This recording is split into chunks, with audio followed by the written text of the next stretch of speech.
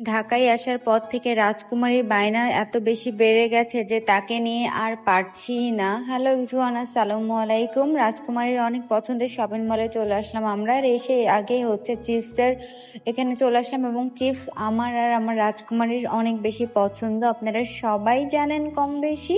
তো এখানে আমি আমার পছন্দ মতন চিপস নিয়ে ফেলেছি একদম বাস্কেট ভর্তি করে, এবং রাজকুমারীর জন্য কিছু জায়গা ফাঁকা রেখেছি, কারণ তার পছন্দ মতো সেই কেনাকাটা করবে।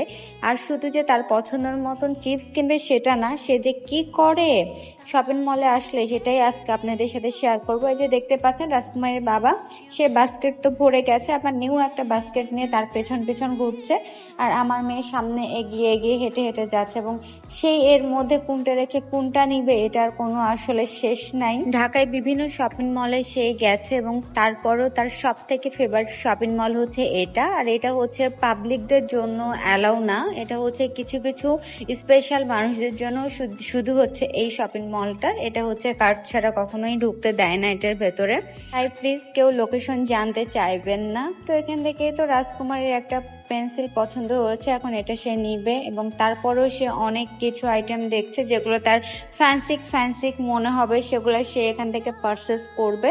তার ফ্যান্সিক আইটেম অনেক বেশি পছন্দ, তো ঘুরে ঘুরে সে দেখছে।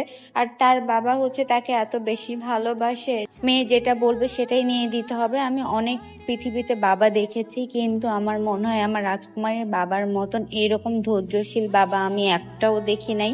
সারাটা দিন অফিস করে আসার পরে মেয়ের বায়না রাত্রে সেই স্যান্ডেলিনাতে যাবে এবং কেনাকাটা করবে, সেই এত রাতে বাসায় এসেও তাকে 8টার সময় নিয়ে বের হয়েছে। মানে এইরকম বাবা আসলেই খুঁজে পাওয়া যায় না। তারপর তার বায়না সে হচ্ছে রেস্টুরেন্টে খাবে, তারপর তাকে রেস্টুরেন্টে নিয়ে আসলাম। তো সবাই ভালো থাকবেন, ভিডিওটা ভালো লাগলে অবশ্যই লাইক কমেন্ট শেয়ার করতে ভুলবেন না। Thank you for